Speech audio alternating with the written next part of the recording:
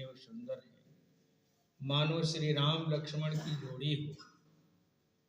इसके बाद शत्रुघ्न जी कहते, बच्चों तुम बड़े सुंदर हो, बड़े सलोने हो, नादानी मत करो, ये यज्ञ का आमंत्रित घोड़ा है, इसे जो रोकता है उसे युद्ध करना पड़ता है। इसलिए कहा, लखन के लघु बंधु कहें, हे सलोने ललाना करा लरिकाई, अरूप बिलोकत मोहे लगे, देखली नहीं कतहु यतनी सुघराई। बड़े सुंदर हो। अब सुंदर क्यों नहीं होंगे? जैसे जिसके माता पिता होंगे वैसे तो बच्चे भी होते हैं। सही बात यह है, माता पिता की आत्मा ही पुत्र के रूप में आती है। शास्त्र कहते हैं, आत्मा वही जायते पुत्रा। राम जी कितने सुंदर हैं, आपको बहुत संक्षेप में कल सुना रहे थे, पूरे रामायण भर में देखिए। राम जी जब लंका पर चढ़ाई कर रहे हैं उस समय भी राम जी की सुंदरता देखने के लिए समुद्र के रहने वाले मकर नक्र नाना झस ब्याला सत जोजन तन परम विशाला, ऐसे एक तिनहि देखाही, एकन के डरते पिडराही, प्रभु बिलोकई टरे नटारे, मन हर्षित सब भय सुखारे। राम जी की सुंदरता को ही तो देखकर शूर्पणखा ने अपने नाक काट कटा लिया। राम जी बड़े सुंदर है। अरे शूर्पणखा के नाक कान कटने के बाद जब खरदूषण आए हैं राम जी से लड़ने के लिए और राम जी को देखा तो सुंदरता पर न्यौछावर हो गए। क्या कहते हैं, हम भरी जन्म सुनहु सब भाई, और देखी नहीं ऐसे सुंदरताई, कहा यद्यपि भगिनी की न कुरूपा, लेकिन बधलायक नहीं पुरुष अनुपा। तो राम जी इतने सुंदर हैं, शत्रु लोग भी देखकर मुग्ध हो जाते हैं। महारानी सीता जी की सुंदरता के विषय में तो गोस्वामी जी ने अपनी कलम से लिखा ही नहीं, क्योंकि किशोरी जी माँ है और माँ के श्रृंगार वर्णन का अधिकार पुत्र को नहीं होता। एक बार महाकवि कालिदास जी ने महारानी श्री पार्वती जी, माता पार्वती जी के सौंदर्य का वर्णन किया था, उनके श्रृंगार का खूब वर्णन कर दिया, तो आप सब सुने होंगे, उनके कुष्ठ हो गया था। तो कालिदास जी ने जब रघुवंश काव्य लिखाया तब उनका कुष्ठ ठीक हुआ। गोस्वामी तुलसीदास जी एक बार सीता जी की सुंदरता लिखना चाहे और आधी चौपाई लिख भी दी, बालकांड में है, सोह नवल तन सुंदर सारी, इतना लिखा। फिर सोचा कि अरे ये क्या करने जा रहे हो तुलसीदास, सीता तो तुम्हारी माँ है और माँ के श्रृंगार वर्णन का अधिकार पुत्र को नहीं है, तो एक कलम रख दिया, आप क्या लिखें। तो कहते हैं वहां हनुमान जी प्रकट हुए। गोस्वामी जी ने आधी चौपाई लिखा था, सोह नवल तन सुंदर सारी, हनुमान जी ने क्या लिखा, जगत जननी तुलित छवि भारी। सुंदरता का वर्णन है, लेकिन सीता जी के हरण के बाद और राम जी के मुखारविंद से सुंदरता का वर्णन कराया गोस्वामी तुलसीदास जी ने। वहां पूरे अंगों प्रत्यंगों का वर्णन राम जी स्वयं करते हैं। हे खग मृग हे मधुकर सैनी, तुम देखी सीता मृग नयनी, खंजन सुख कपोत मृग नय मीना, मधुप निकर कोकिला प्रवीणा, कुंद कली दाड़िम दामणी। ये श्री सीता जी के अंगों का वर्णन राम जी कर रहे हैं। महारानी किशोरी जी कितनी सुंदर है, एक छोटी सी बात सुनाकर फिर अपनी बात पर आते हैं। इसी अयोध्या में जब महारानी सीता जी आई हैं, पालकी उतारी गई है, कैकेयी जी ने सबसे पहले उनका मुख देखा। कनक भवन कहते हैं कैकेयी जी ने सपने में देखा था, महाराज दशरथ जी से हट की तो उन्होंने देवराज इंद्र के माध्यम से बनवाया था। लेकिन जब सीता जी आई, कैकेयी जी ने उनका मुख देखा तो कहा, बहू रानी ये मकान तो हमने अपने लिए बनवाया था, लेकिन मुंह दिखाई में दे रहे। सुमित्रा जी ने देखा, सोचा हम क्या दें, उन्होंने लक्ष्मण जी को दे दिया। सीता कौशल्या जी ने देखा, सोचा इनसे अच्छी वस्तु देनी चाहिए, तो कुछ समझ में नहीं आया। राम जी खड़े थे, उनको बुलाया और उनका हाथ सीता जी के हाथ में पकड़ा दिया। खोज आई कौशला बिचारी, बड़ी हौसला से बधु अनुरूप कोई वस्तु ना लखाई है। लागी चित चिंता, कहा दीजिए निछावर में सिया से बहू को नेग बड़ी कठिनाई है। और कछु पाई नहीं सिया समताई, जोग निकट बुलाई नीलमणि रघुराई है। हाथ रघुनाथ कही दीनी, सिया हाथ माही ले हो बहू जी तेरे मुंह की दिखाई है। मान लीजिए महारानी सीता जी बहुत सुंदर हैं, राम जी बड़े सुंदर हैं और उन्हीं के ये दोनों बालक हैं। सुंदर क्यों नहीं होंगे? इसलिए लखन के लघु बंधु कहें, हे सलोना ललान करा लरिकाई। अरूप बिलोकत मोहि लगे, देखली नहीं कतहु यतनी सुघराई। कहा घोड़ा के रोके से जाई परान, बात यमानी कराना ढिठाई। कहा लड़काई मत करो। दोनों बालकों ने कहा ये लोग एक ही शब्द जानते हैं, लड़काई मत करो। ये नहीं देखते हैं इनकी भुजाओं में ताकत है, तब न घोड़े को पकड़ रखा है। कहा घोड़े को छोड़ने की बात मत करो। शत्रुघ्न जी ने कहा तुम अभी हमारा परिचय नहीं जानते, इसलिए लड़काई कर रहे हो। बोले सुमित्रा लला हम काय ही देश में जानत के ना, और लखन लाल है भैया हमारे, ये भुइया उठाई ली है जैसे गेना। कहा अंधे न आखिन से देखला, जैसे पहाड़ के ऐसन सेना। वो लागल होई जो आग कहीं, भल कैसे बुझाई ओ बासे कवेना। कहा देख लो हमारी सेना चली आ रही है, हमारी सेना अग्नि के समान है, और तुम दोनों बांस के बेना, बांस का जो पंखा होता है वो बेना भी कहते हैं। कहा गर्मी के महीने में, जून जुलाई के महीने में आग लगी हो और खूब हवा चल रही हो, और कोई बेना से उस अग्नि बुझाना चाहे तो बुझेगी, बेना भी उसी में जल जाएगा। इसलिए कहा लागल होई जो आग कहीं, भला कैसे बुझाई हो बांसे का बेना। दोनों ने कहा तुम्हारी धनपियों में आकर के हम घोड़े को बांधने छोड़ने वाले नहीं हैं। क्यों? कहा डेराई के घोड़ा जो छोड़ल जाई, तो कायर बंधु कहावल जाई। घोड़ा जो देखी है गुरुदेव, दुलारी के दई है लाख बधाई। जानी ले माई निरे लरिका, बल देखी बहू का साहस आई।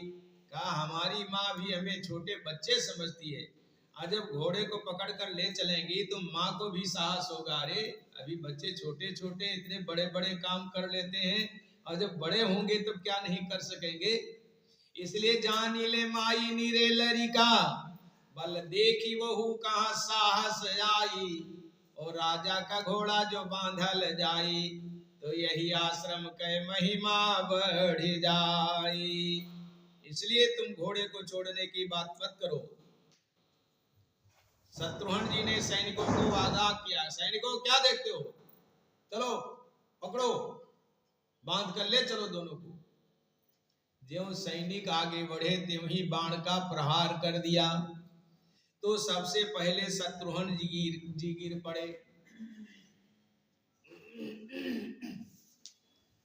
आनन फानन में थोड़ी ही देर में जो कहा बांधो और लेकर कर चलो, ऐसा सड़ासड़ बाण चलाते हैं।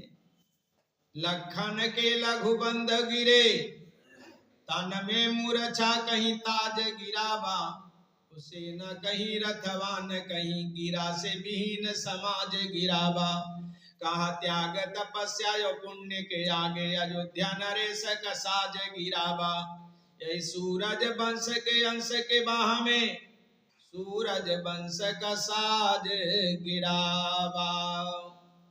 थोड़ी ही देर में सारी सेना को मूर्छित कर दिया, और ऐसा मूर्छित किया है किसी का अंग भंग नहीं है, किसी का पैर नहीं टूटा है, सिर नहीं फूटा है, सब बेहोश पड़े हैं, आंखें खुली हैं, दृश्य सब देख रहे हैं जैसे वो डॉक्टर लोग सुन्न वाला वो लगा देते हैं, सारा शरीर इंजेक्शन लगा देते हैं, सुन्न हो जाता है, आंखें खुली है, लेकिन आप कान पूछ नहीं हिला सकते, चुपचाप पड़े हैं, क्योंकि गुरुदेव ने इसी विद्या सिखा दिया था।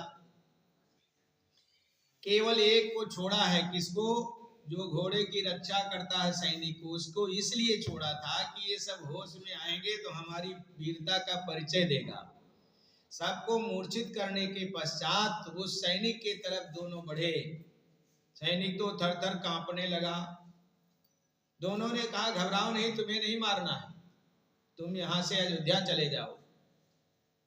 क्यों? कहा जा करके राम जी को सूचना दो। काम अयोध्या नहीं जाएंगे। क्यों नहीं जाओगे? कहा यदि हम अयोध्या चले जाएंगे तो हमारी वीरता में दोष आएगा। दोनों बालकों ने कहा तुम्हारी सारी सेना की वीरता तो हमने देख लिया, अब अकेले क्या दिखाओगे? कहा यदि हम चले जाएंगे तो तुम दोनों घोड़े को लेकर भाग जाओगे। कहा हम भगने वाले नहीं हैं।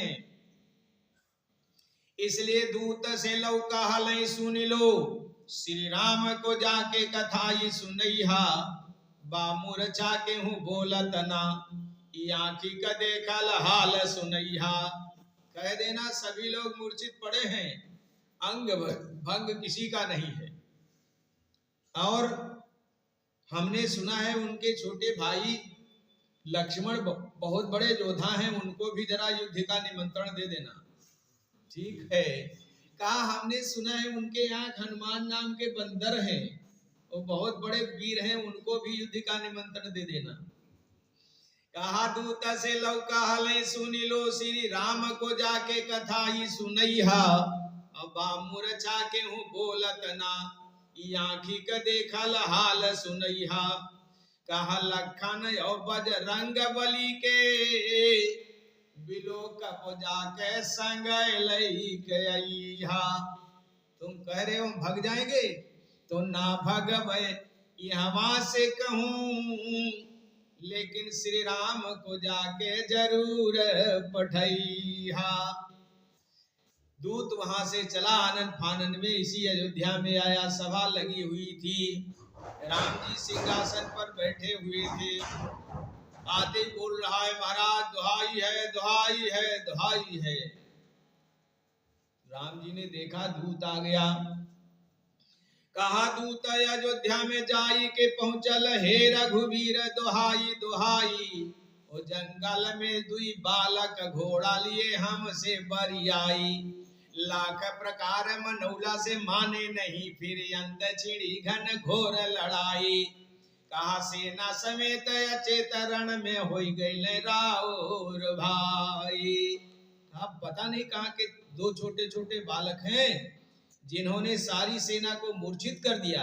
कहा शत्रुघ्न, कहा महाराज शत्रुघ्न के विषय में मत पूछो, शत्रुघ्न जी के सहित सारी सेना को मूर्छित कर दिया। राम जी ने तुरंत लक्ष्मण जी को बुलाया। कहा भैया लगता है अयोध्या के ऊपर दुख के बादल मंडराने लगे। अब बोलो, कोई राजा महाराजा से अयोध्या की सेना हारी होती, कोई धीर वीर गंभीर से हारी होती तो कोई आश्चर्य नहीं था। आश्चर्य क्या है? लड़िकन से सब हारल सेना। राम सुमित्रा के लाल से बोले, फिर से दुख की बदरा घिरी आई, और जेता के वंश में दाग लगे, मानो अयोध्या के नाम बुताई। कहा लड़िकन से सब हारल सेना, इसलिए संदेश ही बाटे बड़ा दुखदाई। दो छोटे छोटे बच्चों से सेना हार गई। जिस समय शत्रुघ्न जी का स्मरण किया, राम जी के नेत्र डबडबाए। कहा बंधु वियोग से छाती फटई, टूटी गई रघुवंश का एक डाली, और जन्मल के दुनिया में बहादुर रावण से भी अधिक बलशाली। फूल की अर्थी उठई जहां तहां रही काकरी बाग कमाली, अब बैरी न भाग कहीं बन से, बनवाल उठा बन घेरी लिहाली। ए धीरों वीरों गंभीरों सैनिकों, चलो चारों तरफ से जंगल को घेर लो, कहीं बालक भगने न पावे। दूत ने कहा महाराज ऐसे शब्दों का प्रयोग मत करिए, वो बालक भगने वाले नहीं हैं। आप कह रहे हो भगने न पावे। दूत कहा प्रभु ही मत सोचो, लड़िका दोनों नहीं भागी सकेले, अयुद्धि के खातिर वीर सलोना, वो जीवन अंत लो जागी सकेले। पौरुष जो बल ते उनके, एक कुबेर खजाना त्यागी सकेले। साची कही प्रभु उनके बरोबरे, लखन लालो न लागी सकेले। कहा महाराज सत्य बात यह है, उन दोनों बालकों के सामने लक्ष्मण जैसे सैकड़ों योद्धा एकत्रित हो जाएं तो भी उनका बाल बांका नहीं कर सकते। लक्ष्मण जी वहीं खड़े थे, डांट कर बोले क्यों रे, क्या कुछ वहां से घूस खा करके आया है तो तरफदारी कर रहा है। क्रोध में आके सुमित्रा लला, कहा लय बन गीदड़ ना बच पई है, और जो हम शेष तहुया निशेष, का हमारा संग युद्धि रचई है। ब्रह्मा महेश गणेश दिनेश के गोदी में जा कहीं भागे लुकई है। कहा देरन अबेरन बातन को, वहाँ भाग विकाल के गाल समय है। लक्ष्मण जी ने कहा बच्चे कहीं भग करके जाएं, हमसे बच नहीं पाएंगे। दूत ने कहा महाराज जितना कूदना कादना है यही कूद कादना, वहां तो अवसर ही नहीं मिलेगा। हमने देखा शत्रुघ्न जी तो ठीक से धनुष पर बाण नहीं चढ़ा पाए और इतनी जल्दी शत्रुघ्न जी के सहित सारी सेना को मूर्छित कर दिया। राम जी ने कहा भाई वो बच्चे कहाँ के हैं, किसके बेटे हैं जिन्होंने अयोध्या के सैनिकों को मूर्छित कर दिया, शत्रुघ्न जैसे योद्धा को मूर्छित कर दिया। इसलिए हमारी भी इच्छा हो रही है उनको देखने के लिए। इसलिए राम कहीं हम चल बई, रथवान समेत तुरंग मगावा।